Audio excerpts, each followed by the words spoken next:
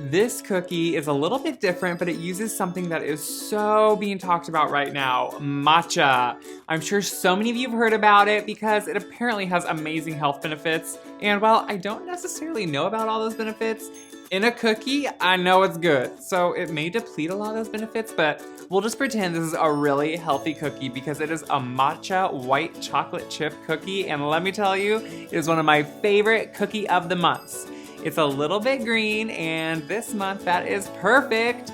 So let's get started and make one of the best cookies. Cookies don't really change a lot, and these start off the same as so many others. So we are gonna take one of my favorite ingredients, some room temperature butter, throw it right into the stand mixer. Then we're just gonna add some brown sugar, lightly packed, just kind of lightly pack it with the palm of your hand, dump that right in the mixer, and then some white sugar. Now just cream that together. Now, a lot of people do not cream cookies long enough. This is what really creates a lot of air in the cookie and will give them good lift later on and really start to dissolve the sugar. So whip them until it is extremely light and fluffy, and that's at least 3 to 5 minutes. I know you think you do it, but time yourself, you probably don't. I know I used to not.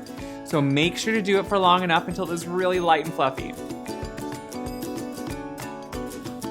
Once it's done, just scrape down the sides of the bowl just to make sure everything's incorporated completely, and then we can just move on.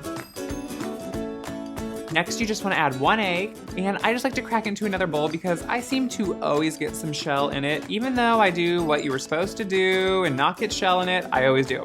So just crack it into a bowl, and then that way you can get the shell out easier than have it be in your cookies.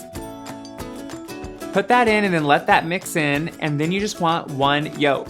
Adding just a yolk adds some more fat to the cookies without adding all that moisture of the egg white. So they won't be so cakey, but they'll be really rich and delicious, which who doesn't want that in a cookie?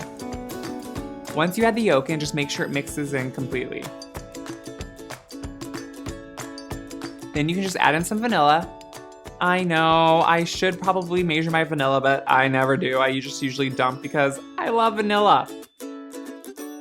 Once that's mixed in, we can just sift together our dry ingredients. So in a separate bowl, I like to just use a big sieve that you would use like a colander for other things. So just put your flour right into that. And then your matcha powder or matcha green tea. You can find this at any health food store or usually in the maybe health market of your grocery store. It's really in right now, so it shouldn't be hard to find. If you're not used to matcha, it does kind of smell different, but don't be worried. It kind of has an earthy or grassy smell to it, but it is so delicious if you haven't had it. So don't worry about it and just throw it right in. And then you want to add a little baking soda and finally a little bit of salt. Just sift that together right into a bowl. And then with the mixer running on low, just slowly add the dry ingredients right in there.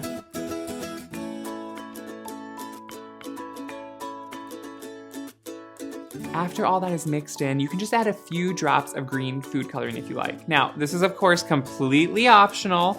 It is festive for St. Patrick's Day.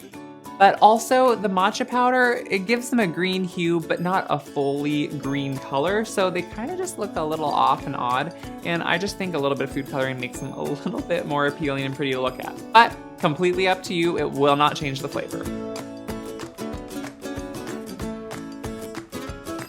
Once they're in and incorporated, you can just take the bowl off the mixer, clean off the beater, and then just fold in your white chocolate chips. Now, I sometimes just add my chocolate chips right to the mixer and let them mix in, but I use an aftermarket beater on mine that kind of gets everything off the sides of the bowl. And I've broken like 2 of them because it's a little bit too much with the chocolate chips. So I like to just fold them in that way. Better safe than sorry.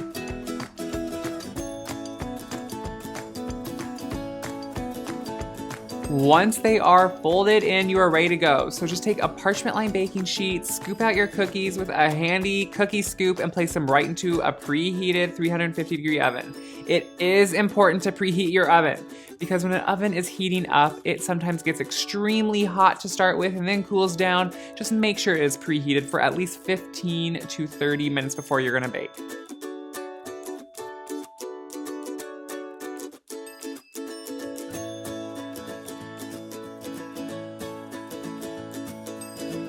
When they are slightly puffed and just set around the edges and just starting to turn golden, I just said the word just a lot, sorry.